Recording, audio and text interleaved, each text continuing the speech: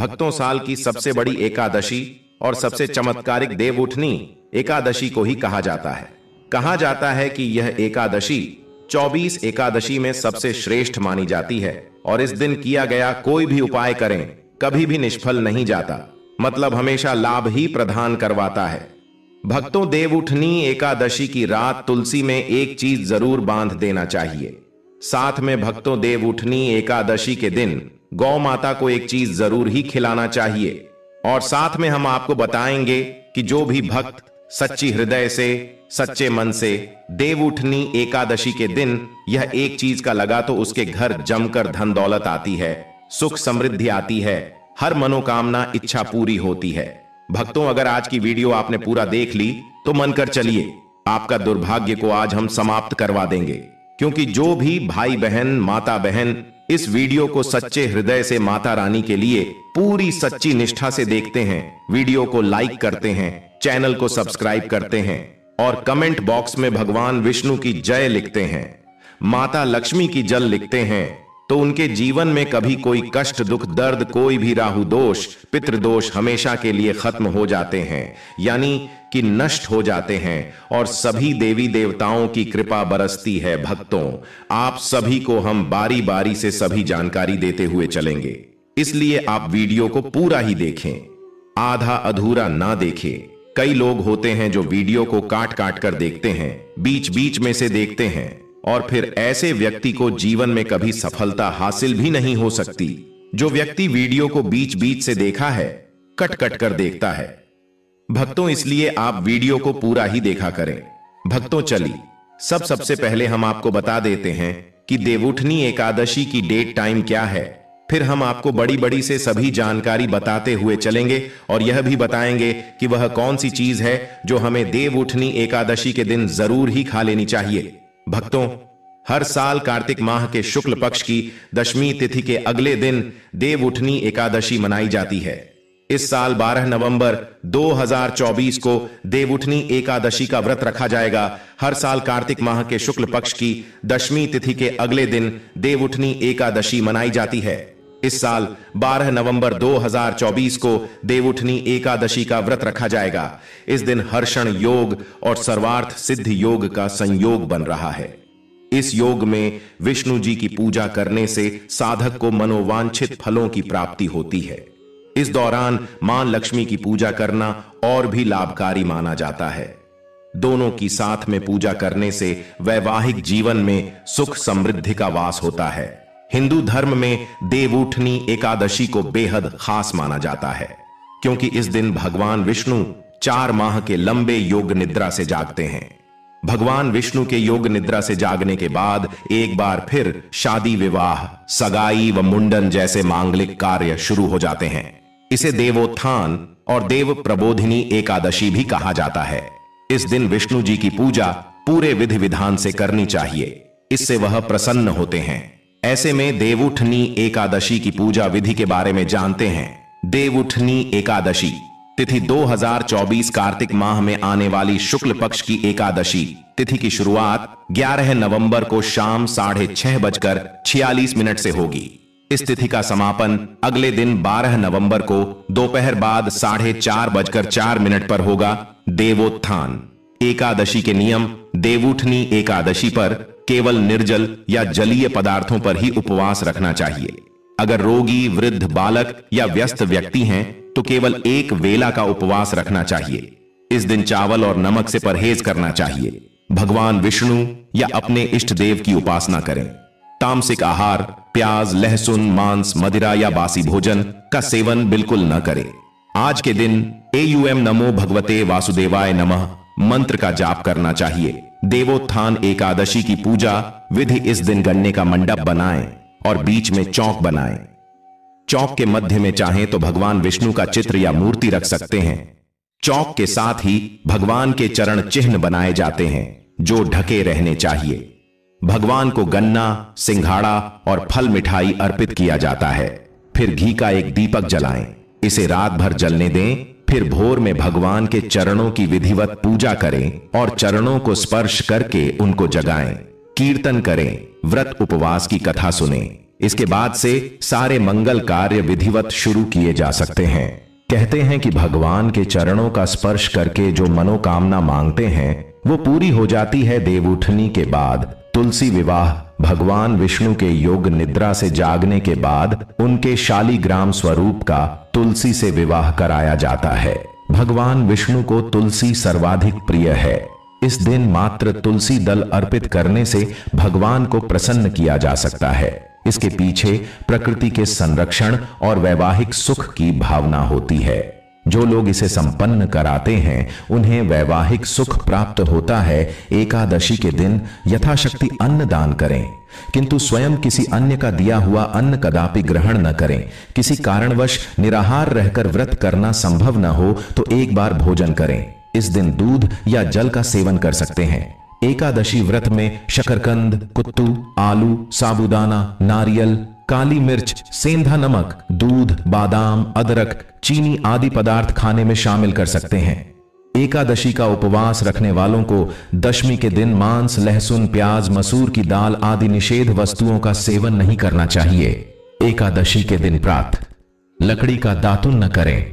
इस दिन वृक्ष से पत्ता तोड़ना वर्जित है, अतः स्वयं गिरा हुआ पत्ता लेकर सेवन करें। नींबू, जामुन या आम के पत्ते लेकर चबा लें और अंगुली से कंठ साफ कर लें।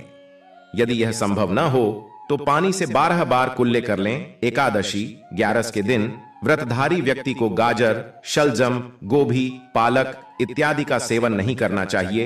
एकादशी पर श्री विष्णु की पूजा में मीठा पान चढ़ाया जाता है, लेकिन इस दिन पान खाना भी वर्जित है। फलों में केला, आम, अंगूर, बादाम, पिस्ता इत्यादि अमृत फलों का सेवन करें। सूखे मेवे जैसे बादाम, पिस्ता आदि का सेवन किया जा सकता है। एकादशी तिथि पर जौ, बैंगन और सेमफली नहीं खानी चाहिए। इस व्रत में सात्विक भोजन करें।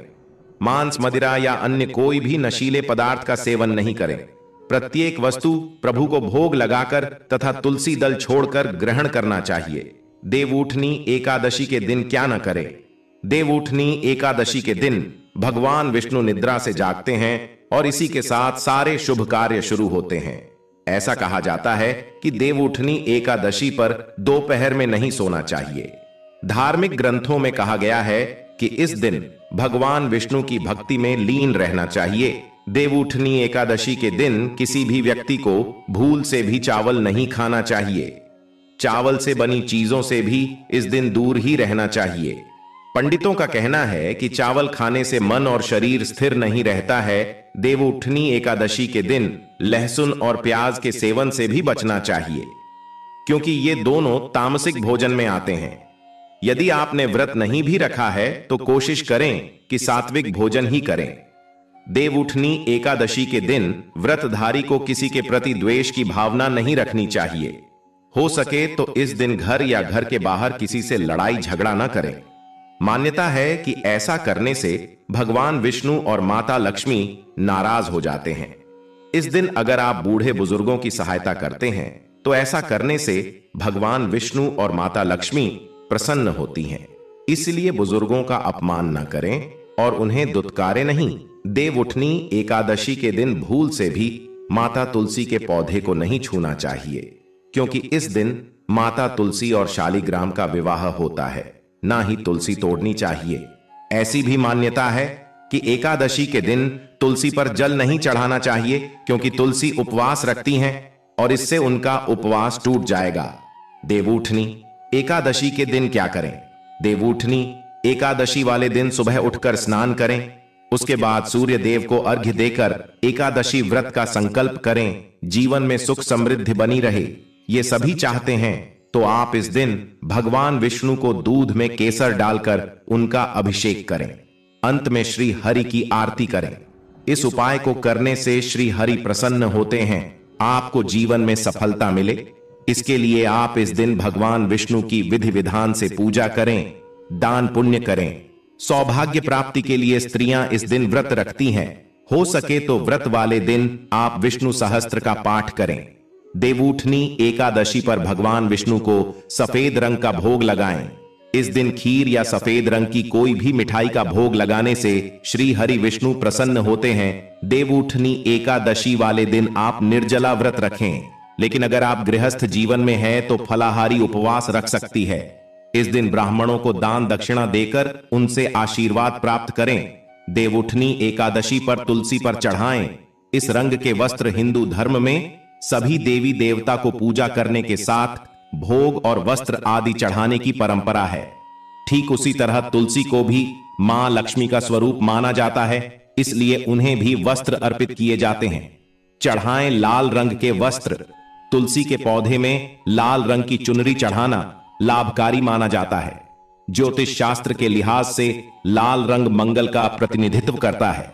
शास्त्रों के अनुसार देवउठनी एकादशी के दिन तुलसी माता को लाल रंग के वस्त्र चढ़ाना चाहिए। ऐसे में अगर किसी के कर्मों के कारण मुंह से अपशब्द भी निकल रहे होते हैं तो उन्हें भी ये लाल वस्त्र रोक लेते हैं। इसके साथ ही धन संपदा सुख समृद्धि की प्राप्ति होती है। चढ़ाएं लाल रंग के वस्त्र।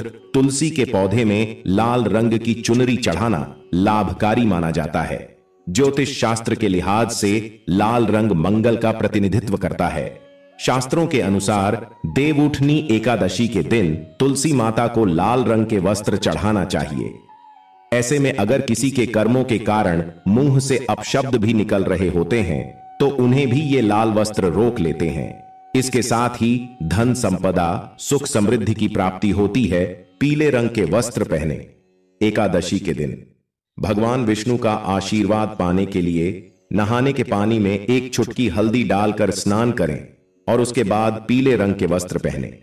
ऐसा करने से भगवान विष्णु की कृपा बनी रहती है। करियर में होगा सुधार। अगर आपके भी करियर में बाधा आ रही है तो देवउठनी एकादशी के दिन भगवान विष्णु को केसर वाले दूध से अभिषेक करें। ऐसा करने से सारी परेशानियां दूर हो जाती हैं। विवाह के योग। अगर किसी व्यक्ति को विवाह से जुड़ी परेशानियों का सामना करना पड़ रहा है तो वह देवउठनी एकादशी के दिन विष्णु की पूजा के दौरान केसर हल्दी या पीले चंदन का तिलक करें। उसके बाद भगवान विष्णु को पीले रंग के फूल अर्पित करें।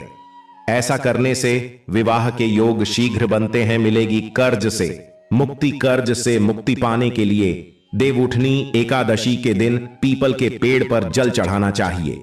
इसके बाद शाम को पेड़ के नीचे दीपक जलाएं। मान्यता है कि इन उपायों को करने से व्यक्ति को जल्द ही कर्ज से मुक्ति मिल सकती है। धन की कमी नहीं होगी।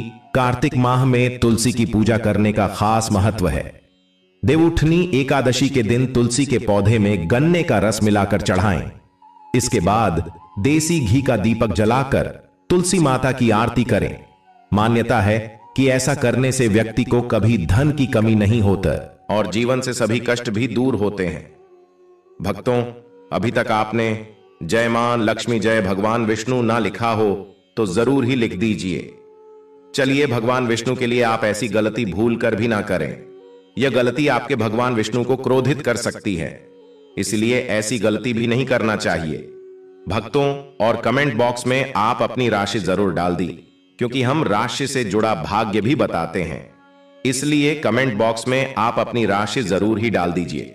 चलिए आगे जान लेते हैं कौन सी गलतियां भगवान विष्णु को क्रोधित कर सकती हैं।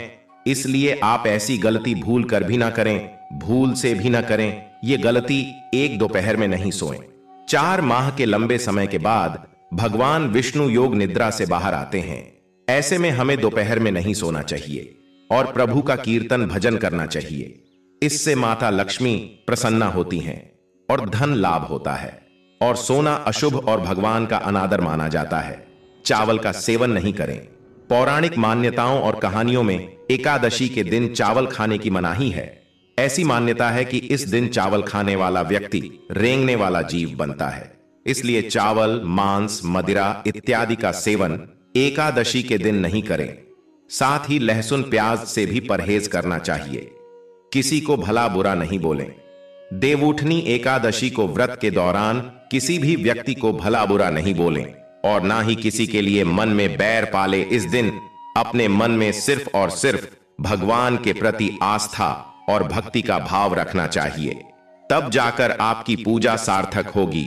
भूल कर तुलसी का पत्ता नहीं तोड़ें। तुलसी भगवान विष्णु को अत्यंत प्रिय है। ऐसे में भूल कर भी इस दिन तुलसी की पत्ती नहीं तोड़ें, इससे भगवान विष्णु रुष्ट हो जाएंगे।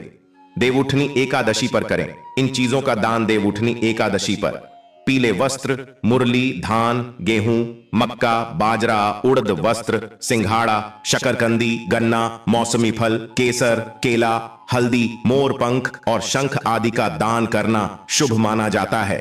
दान करते समय इस बात का ध्यान रखें कि इसका जिक्र किसी तीसरे व्यक्ति से गलती से न करें, क्योंकि दान को जितना हो सके उतना छिपाकर करना चाहिए। भक्तों, यह भी जानना आपके लिए बेहद हॉट, बेहद ही जरूरी और खास है कि देवोत्थानी एकादशी का महत्व हमारे वेदों और पुराणों में ऐसी मान्यता है कि दिवाली के बाद होने वाली इस एकादशी के दिन ईश्वर का उत्थान होता है।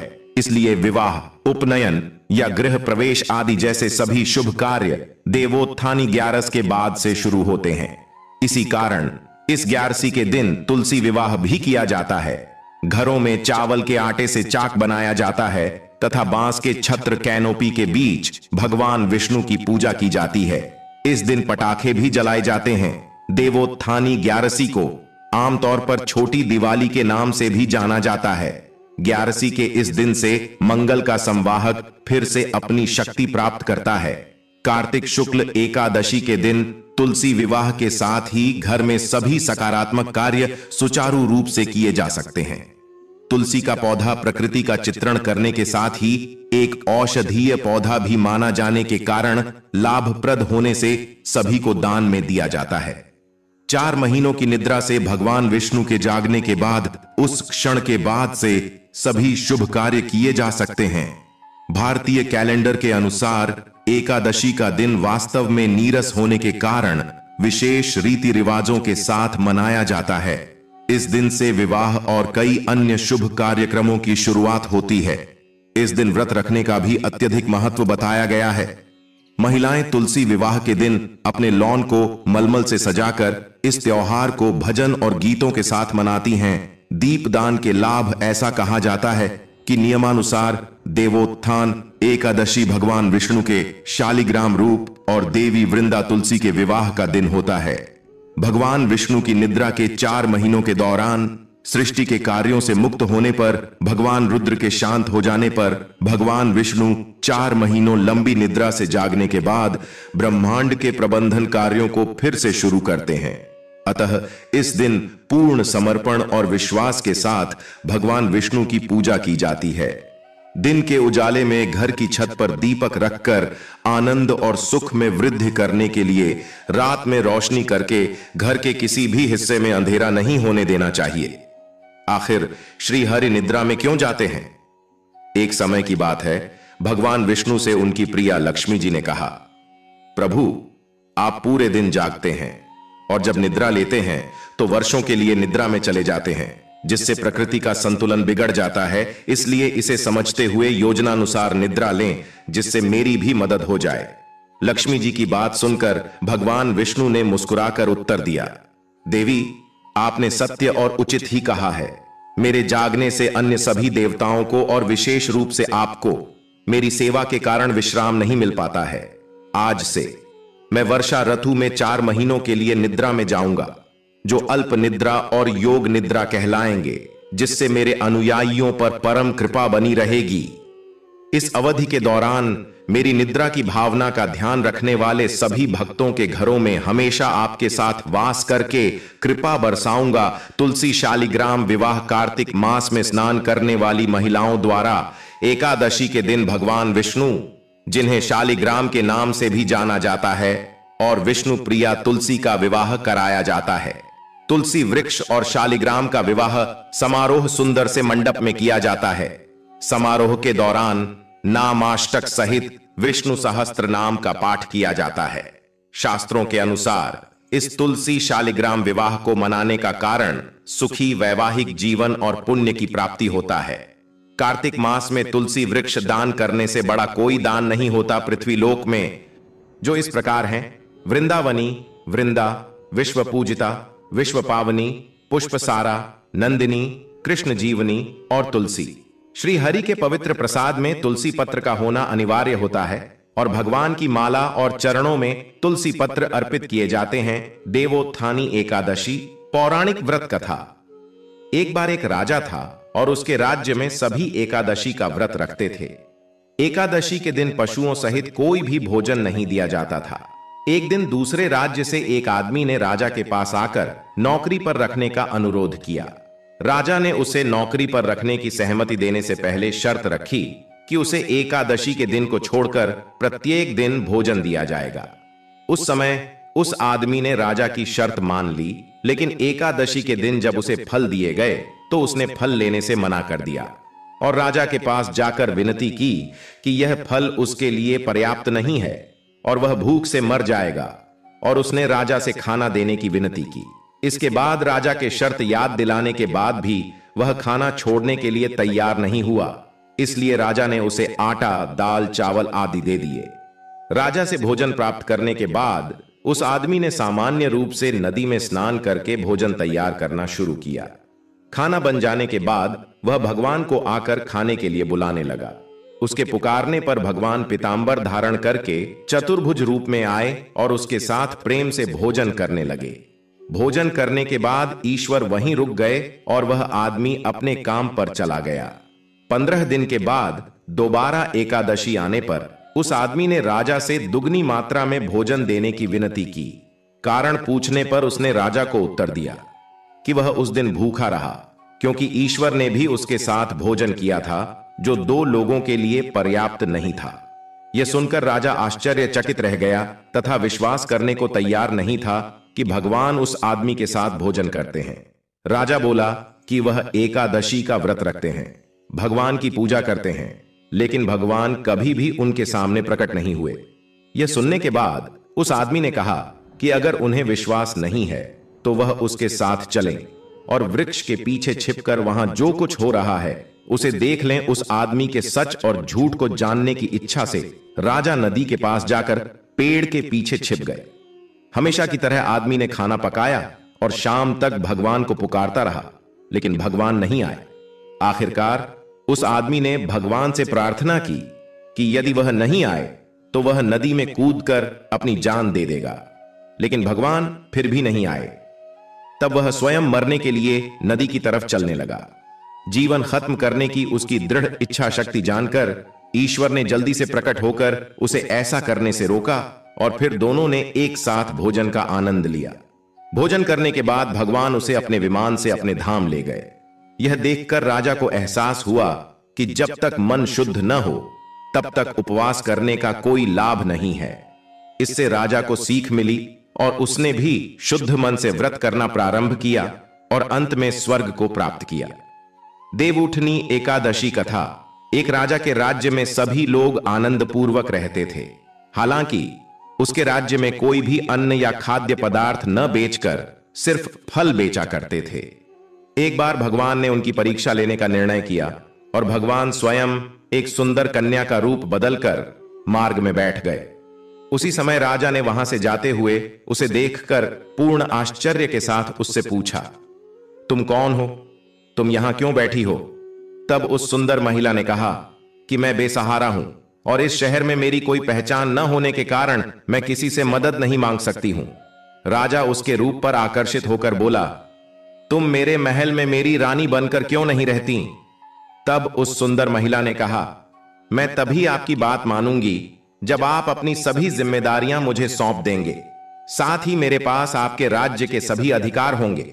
मैं जैसा खाना बनाऊंगी आपको खाना होगा। राजा अत्यधिक आसक्त होने के कारण उसकी सभी बातों पर सहमत हो गए। अगले दिन एकादशी थी और रानी ने बाजार में खाना बेचने का आदेश दिया तथा मछली और मटन पकाकर राजा से खाने को कहा। तब राजा यह देखकर बोला कि आज एकादशी को वह केवल फल खाएंगे। उसी क्षण रानी ने उसे वादे की याद दिलाकर कहा, या तो आप खाना खाइए, अन्यथा मैं आपके बड़े बेटे का सिर काट दूंगी। इस विषय पर राजा ने इस समस्या को अन्य रानी के साथ साझा करने का निर्णय करके स्थिति को स्पष्ट किया। तब महारानी बोली, प्रिय राजन, आपको उदास नहीं होना चाहिए और आपको अपने सदाचार और नैतिकता को नहीं छोड़ना चाहिए। इसलिए उन्होंने अपने बेटे का बलिदान देने की सलाह दी। उस समय बेटे ने मुड़कर अपनी मां की आंखों में अश्रु का कारण पूछा। इस सब का कारण जानने के बाद उसने अपना सिर बलिदान करने के लिए सहमत होकर कहा कि आपको नैतिकता और सदाचार का सम्मान और रक्षा करनी चाहिए।